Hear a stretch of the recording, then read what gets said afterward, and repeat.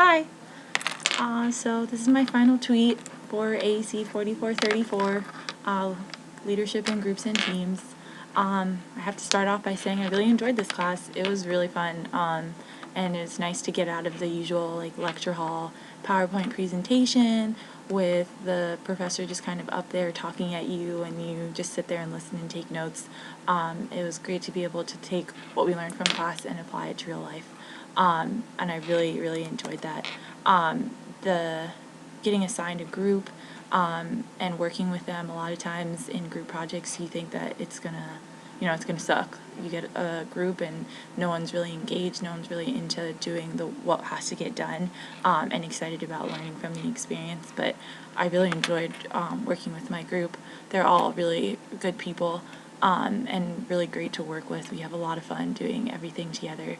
And I think that was a large part of what I learned in this class was that group work doesn't have to suck, and just because something didn't work in the past doesn't mean that it can't work in the future and that there's not some kind of strategy to make it better and make it fun and engaging.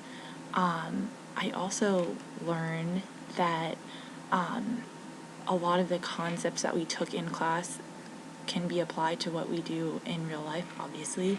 I'm doing this video in the Rub office, as you can see. There's a big duck behind me, super fun. This is where I apply most of the leadership things that I learn in class, and it was really great to learn something on a Tuesday in class and be able to use it on Wednesday with my team in Rub and leading them as the president. It was really fulfilling to know that just because something wasn't working, I had a lot of tools to make it better.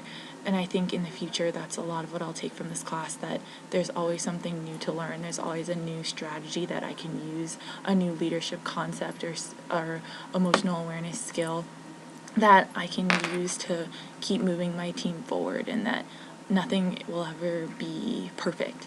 I think that's a lot of times what we strive towards, is that perfect group, but it doesn't exist. There's always going to be some sort of issue that you have to deal with, a conflict, some new innovation that you want to incorporate, something that you want to change, and it's possible. There's a ton of things that we can do in order to move forward and move past those team dysfunctions that we learned about. Which is also something that I really enjoyed. The 5 Dysfunctions of a Team book was really beneficial. It was great to learn about those concepts in a narrative and apply those stories to our own lives and see how the situations that we talked about in class in dissecting the book and the situations that Lencioni actually writes about relate to our lives.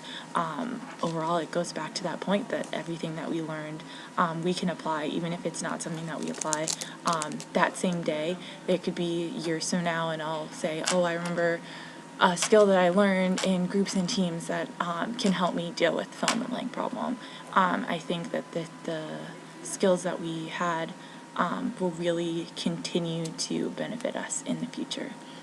And I really appreciate this experience, and I'm looking forward to continuing learning about leadership in the future, and working in groups and teams is definitely a passion of mine, and I think that this class has really taught me to appreciate the leadership characteristics of the people around me, and though their styles may be different from mine, they're still just as valued and just as great and can benefit the team just as much as the skills I may have may benefit the team, and being open to their leadership styles and taking a back seat and letting someone else take the lead.